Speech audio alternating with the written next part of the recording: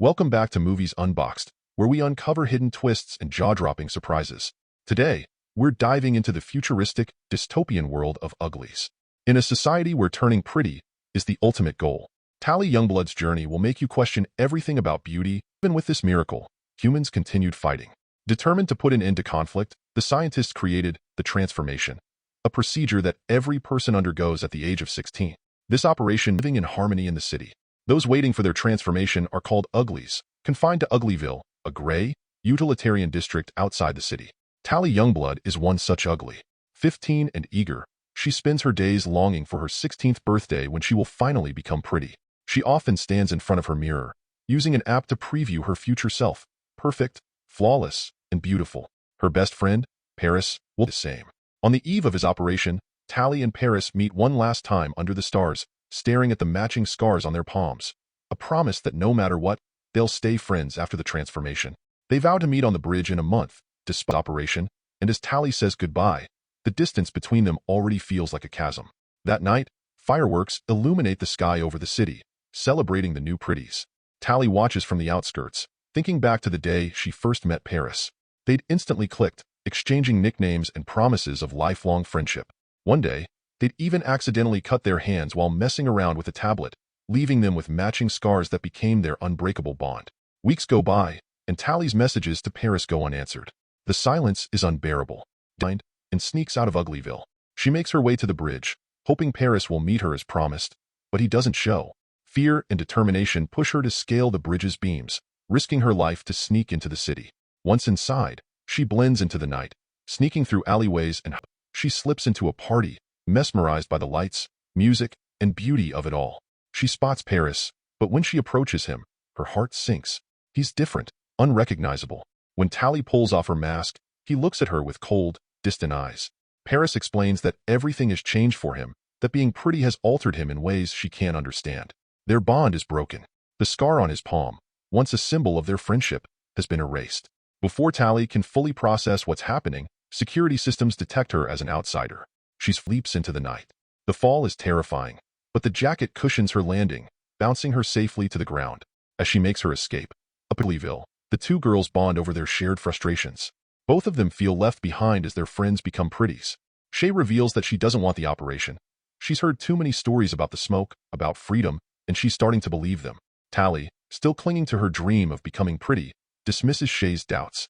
But over time, the girls grow closer, sharing snacks and stories while Tally teaches Shay how to hack systems for extra food, and Shay teaches Tally how to fly a hoverboard. Before we hit the next twist, make sure to subscribe and tap the notification bell.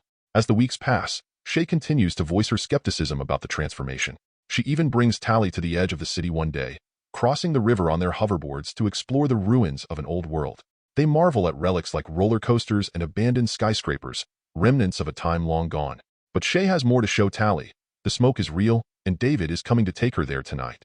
Shay begs Tally to join her in escaping the city and avoiding the operation.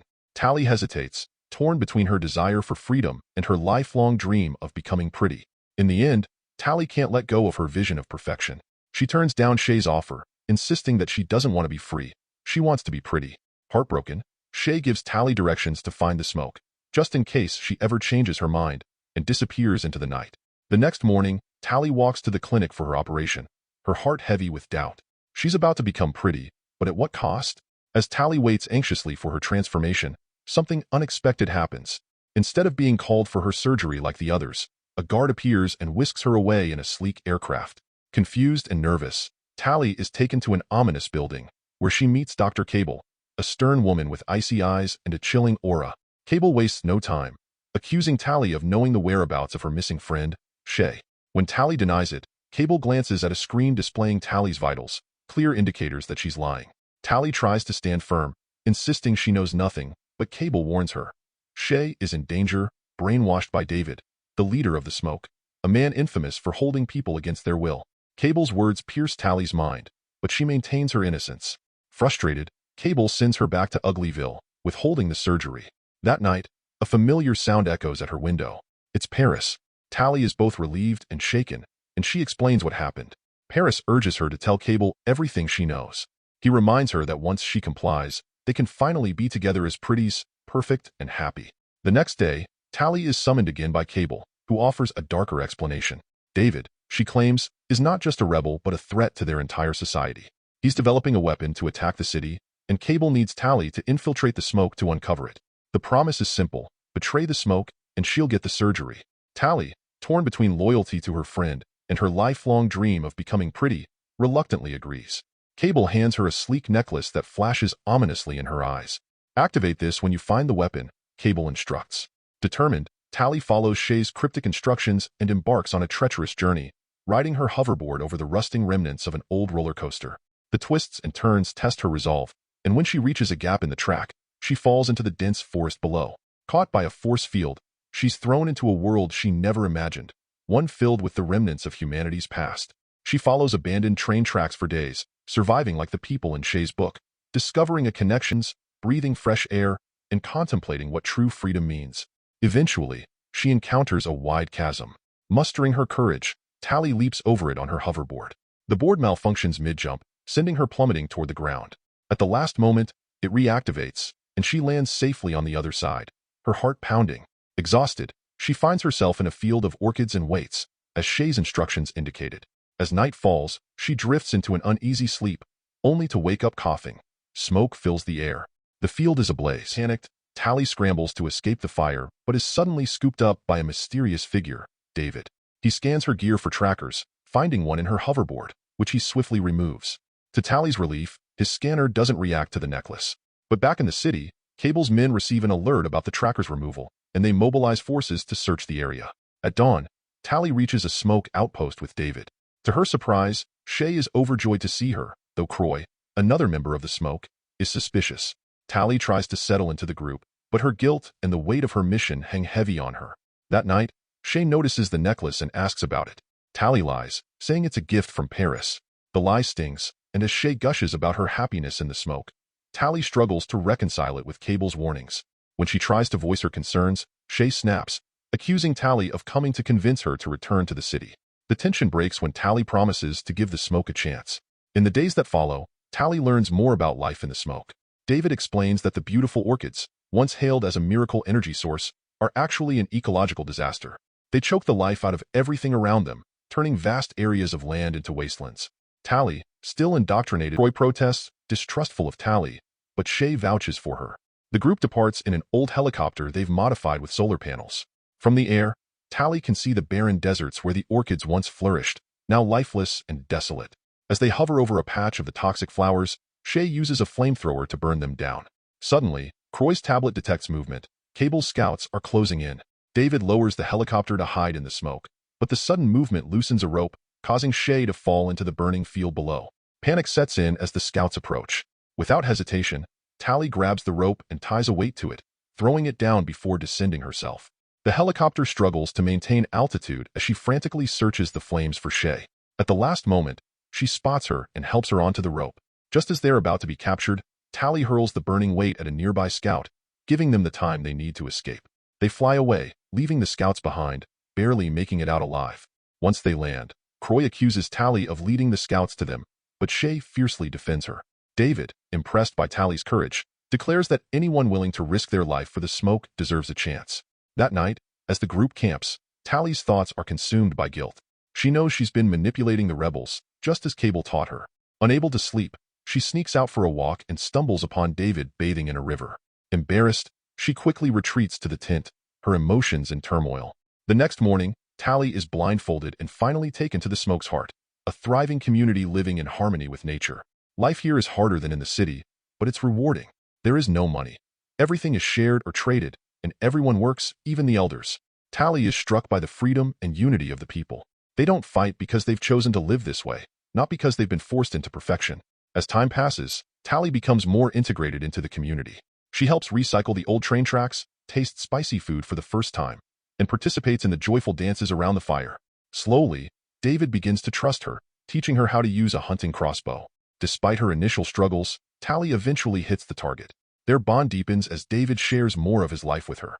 He was born in the wild, never knowing the city, and Tally is stunned to realize how little she knew about her own parents in comparison. One evening, David gifts Tally a pair of gloves he made himself. Shay notices and points out the significance. Objects here have value, and David wouldn't give such a gift lightly. It means he likes her. Shay snaps at Tally, demanding she make her choice. Tally feels overwhelmed, but before she can respond, David takes her for a walk. During the walk, Tally brings up a rumor about a weapon that could destroy the city. David leads her to a secluded house far from camp, where she meets his parents, AZ and Maddie. Once cosmetic surgeons, they fled the city after discovering the pretty surgery doesn't just alter appearances, it changes people's brains, making them docile and easy to control. The operation has even killed people, a secret the government keeps hidden. Dr. Cable discovered their findings and destroyed their research, forcing them to flee. AZ and Maddie have been working on recreating a cure, but they're missing a critical synthetic component. Without it, they only have a partial serum, which the government fears. Realizing the gravity of the situation, Tally throws her tracking necklace into the fire, choosing to stay with the smoke. Later, Tally tries to confess her betrayal to David, but he brushes it off, saying she's changed. They kiss, but the fire from the necklace sends a signal to the city. At dawn, special circumstances soldiers ambush the smoke. They capture rebels with brutal efficiency, including Shay, AZ, and Maddie. Tally and David hide, but watch helplessly as Paris, now a city scout, helps the soldiers. Dr. Cable arrives and demands David's location from his parents. When they refuse, she orders Paris to kill AZ. Tally and David rush forward, but it's too late. To make things worse, Cable reveals Tally had been working for her all along, turning the smoke members against her. Amidst the chaos, Maddie slips the serum into David's pocket. As Cable prepares to take everyone back to the city for surgery, Tally creates a distraction by setting a fire in the supply shack. The explosion allows her and David to escape, but they're left with no choice but to watch as the soldiers destroy Maddie's research and take the prisoners away. David is devastated. He gathers supplies for a rescue mission, but when Tally approaches, he nearly attacks her, unable to trust her anymore. Tally convinces him they need each other. He's never been to the city, and she knows it better than anyone. Reluctantly, David agrees, and they head for the city. In the city, Tally contacts students inspired by Shay's rebellious book. To prove the smoke is real, teenagers write, "The smoke lives in the sky" with their hoverboards, creating chaos. Amidst the distraction, Tally and David sneak onto a government aircraft using hoverboards. Inside, they navigate through corridors, only to be confronted by a pretty guard. David overpowers him, and Tally uses his ring to hack the security system. They find and free the captured rebels, but Shay is missing. Croy informs them she's already had the pretty surgery. Devastated, Tally and David race to the lab, but it's too late. Shay is now a pretty, fully embracing her new life. Tally breaks down, apologizing, but Shay insists she's happy. Dr. Cable and Paris arrive, forcing Tally, David, and Maddie into the surgery machines. Just as the needles descend, Croy arrives in a helicopter, firing a flamethrower and disrupting the operation. The trio escapes, but not before Maddie retrieves the missing component for the serum. On the rooftop, the group faces Paris. Tally tries to remind him of their shared past, hoping to break through the pretty conditioning. For a brief moment, Paris seems to remember, but David misinterprets his hesitation as an attack. A fight breaks out, and Paris overpowers David. Just as Paris is about to kill him, Tally intervenes, knocking Paris off the edge with her hoverboard. As he falls, he whispers her nickname one last time. The group escapes on hoverboards, watching from a distance as rebellious teenagers crash drones into each other in the sky. They hide in the abandoned city, where Maddie prepares the serum. However, without testing, there's no guarantee it'll work, and the side effects could be severe. Shay, now fully embracing her pretty life, refuses the serum. Realizing the danger ahead, Tally volunteers to be the test subject. She'll let the city perform the pretty surgery on her, then take the cure afterward. After a final goodbye, Tally surrenders to the scouts, letting herself be arrested. Sometime later, Tally is the perfect pretty, living in a luxurious apartment. She claims to love her new life, but the scar on her hand tells a different story.